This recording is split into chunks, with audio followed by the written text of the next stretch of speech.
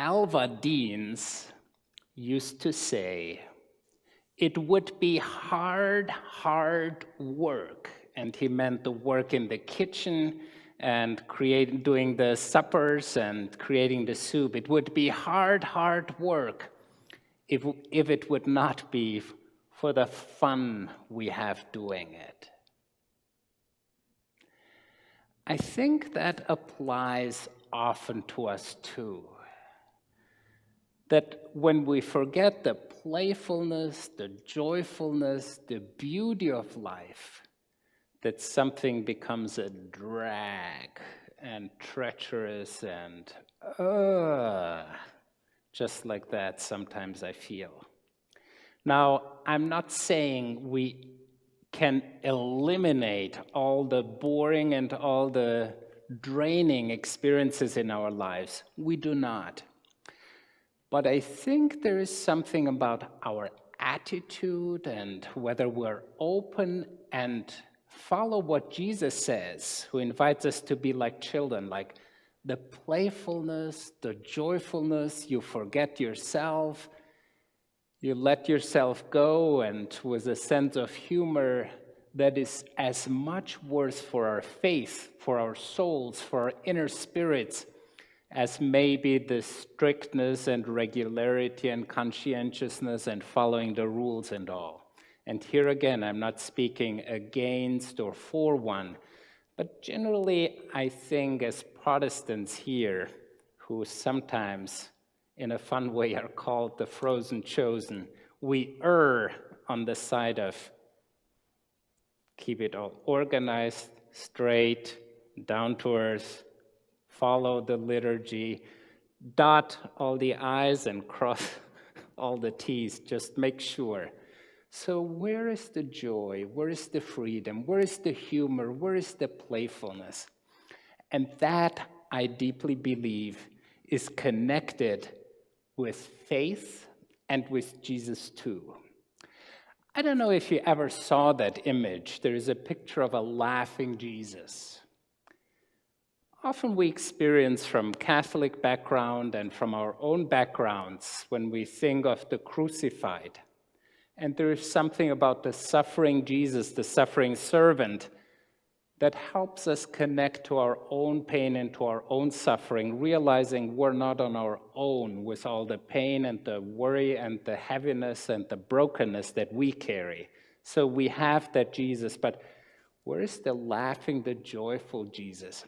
And it's one of the most freeing things when you see the Dalai Lama, how he radiates and how he's beautiful, shining, and just wow. And you see it with other people sometimes when you hear someone belly laughing. There is a freedom in that. There is a beauty, there is an openness, a receptiveness, and it's connected with taking yourself not too seriously. It's connected with the joy of life, the just relaxing, being grounded, and being open and receptive for whatever comes and to engage in a playful way with that. In psychology, and also in life as you and I experience it, some people describe it as flow, or as being in the zone. It's like being carried away with the stream, with the flow.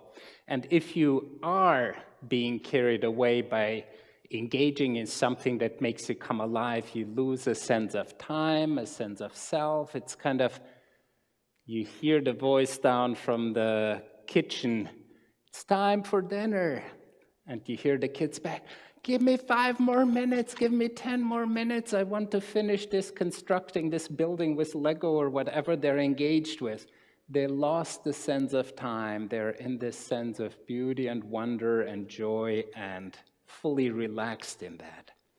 So same happens to me when I get that time and work on the pottery wheel. I center, I focus, I lose track of everything around me, and it's a beautiful experience. So being in the flow and being open for that, being receptive and allowing yourself to go there is a great, great gift.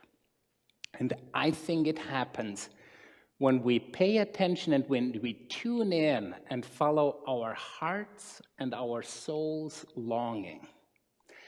I deeply believe that in each and every one of you, in each and every one of us, there is something, one live wire, something where we're drawn, where we're pulled in, something that makes us come alive, something that makes us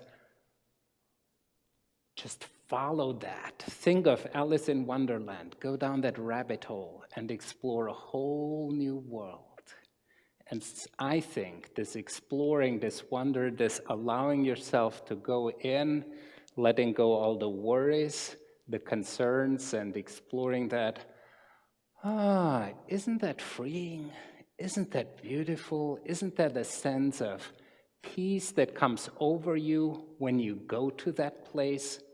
And I think that is as much part of our souls, our spiritual lives, of our faith, as all the other things. So when we think of being drawn in and living creatively, one of the next steps in that process, besides the initial aha, the light bulb goes off, you have an idea, you have an insight, you have a dream, you have the imagination, just like Paul here at night, he has this vision.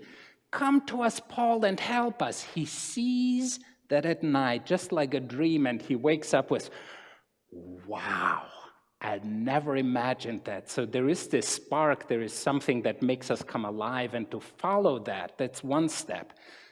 Another step is like letting it simmer and letting this idea, this thought, this imagination grow onto it. It's like letting the dough rise or letting the yeast ferment. Or as someone sent us a note, dear Janet, hello Janet, she said, for her the word would be simmer.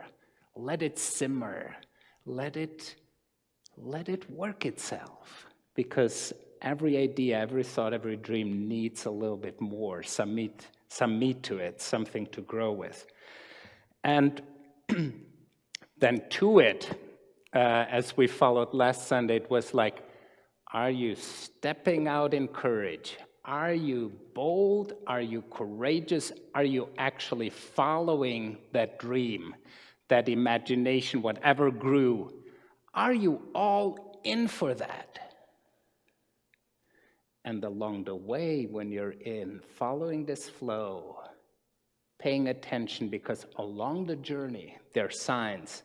There are some things that come up that are to guide us. So when Elijah goes up to the mountain to quiet down and to experience the living word, the living God and the living word and the presence of God, what happens is it's like these layers. First, it's a storm. God is not in the violence of the storm. Then it's an earthquake. Everything shatters. God is not there. And then there is a fire, like a volcano eruption, and God is not in that. And then there comes a quiet, a deep, sheer silence.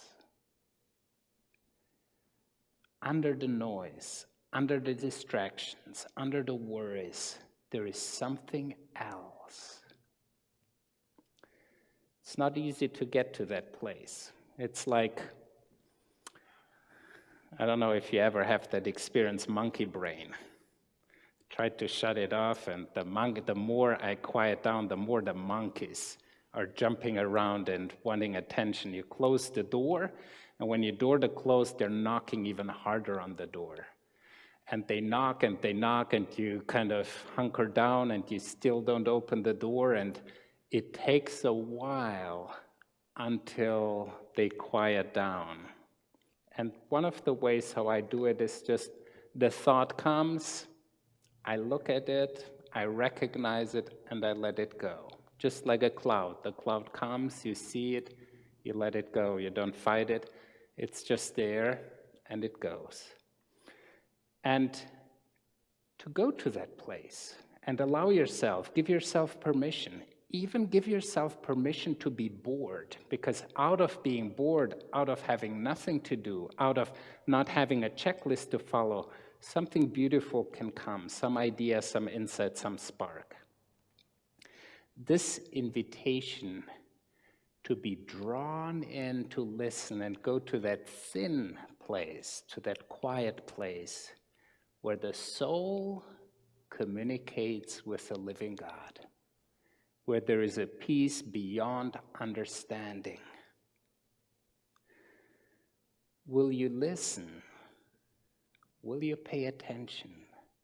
Will you focus and tune in?